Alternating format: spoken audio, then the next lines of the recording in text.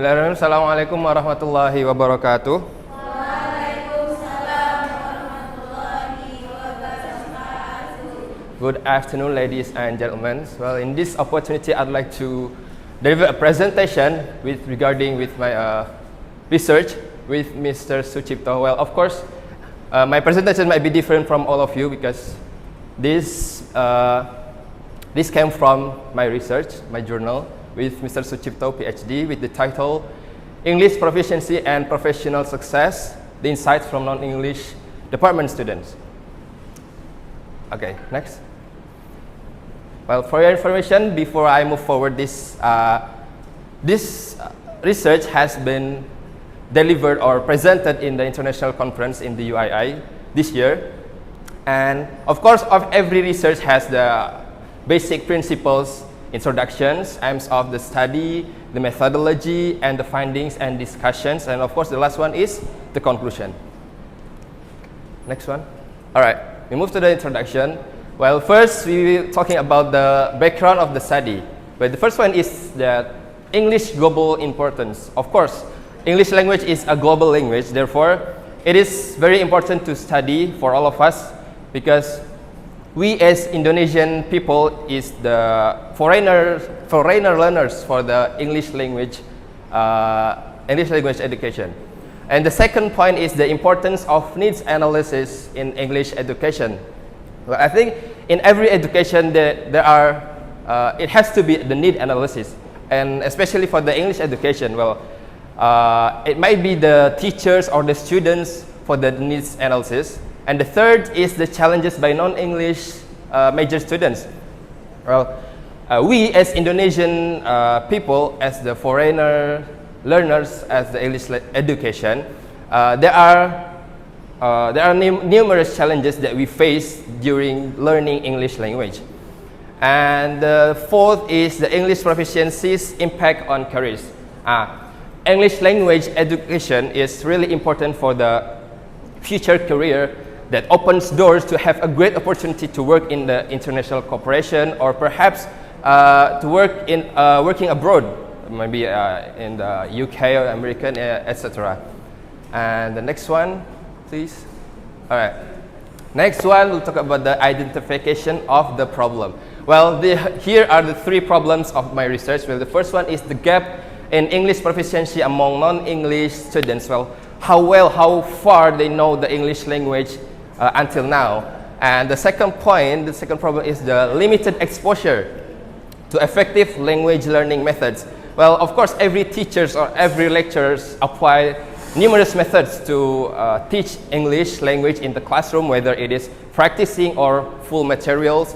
And the third point is the necessity for English future careers. As I said before, that English language is really important for the future careers that opens doors to have great opportunity to work in the international cooperation.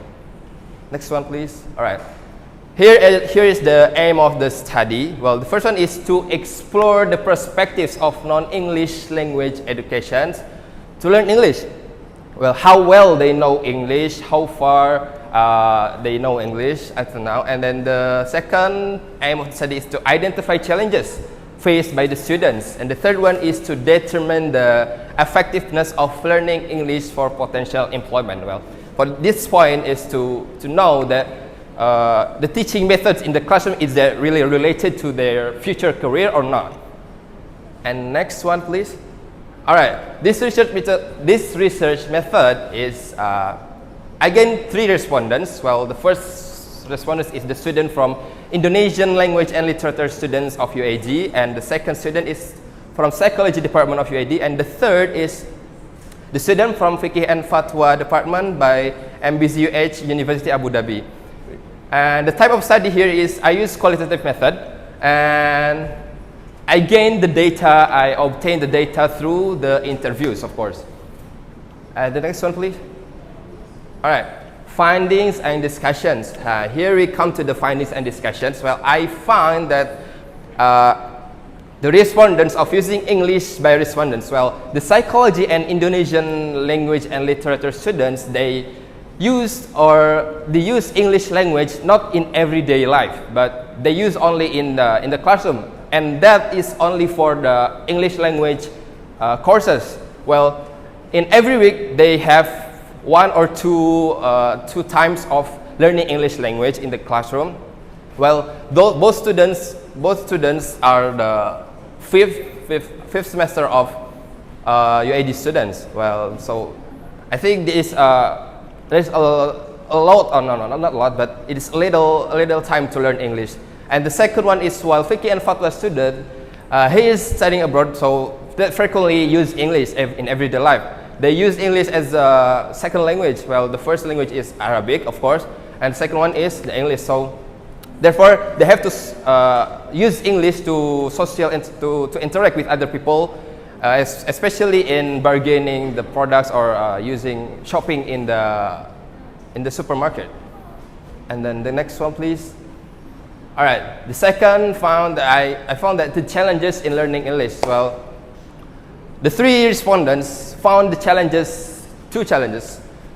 First one is the lack of vocabulary, and the second one is language structure. Well, of course, these two common challenges faced by us as well, because lack of vocabulary.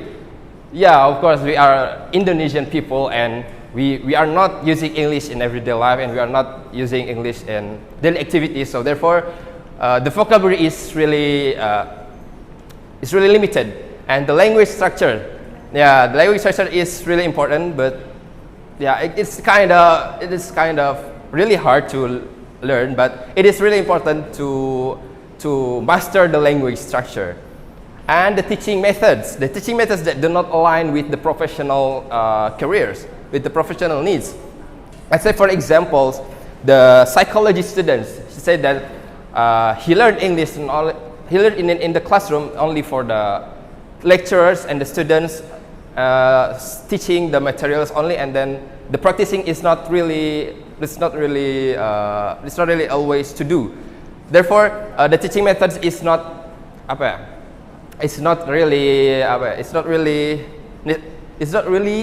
frequently used, frequently applied by the students.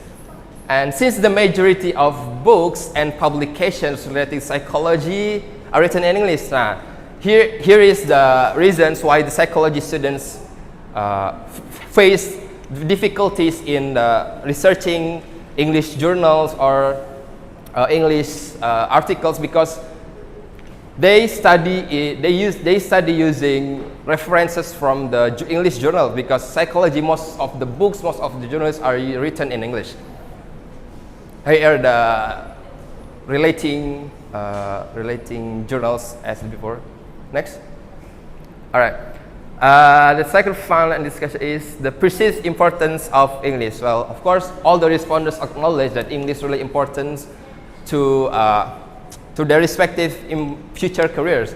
Let's say the psychology students, maybe they want to be the UI or UX researchers, and the Indonesian language literature, they want to be a translator or interpreter, and the Fiqh and Fatwa, maybe they want to be a dawah or delivering a speech in front of other people.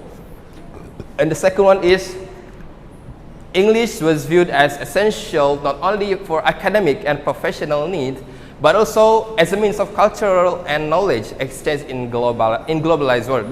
This one is proved by the Fiqh and Fatwa students. They use English daily interactions with other people, with the Arabic people. They use for in a shopping criteria, in shopping a supermarket in the international globalized world.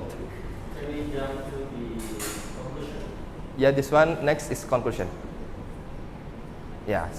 All right, for the conclusion, I have 3 points of the conclusion. Where the first one, of course, the English proficiency is really essential for students in non-English regarding to the future career. And the second one is respondents from various fields, Indonesian language, the psychology students, and the Fiqh Fatwa students highlighted English as critical for 3 points. Where the first one is accessing resources, the second one is performing for the future, and the third one is managing field-specific terminology. And the third challenges identified well. The fourth is challenge identified with the first in lack of vocabulary, and the second was in difficulty in choosing diction. Well, I think next one. Yeah, that's all for my presentation about the insights from non-English department students of using English language. Thank you very much for your attention. Assalamualaikum warahmatullahi wabarakatuh.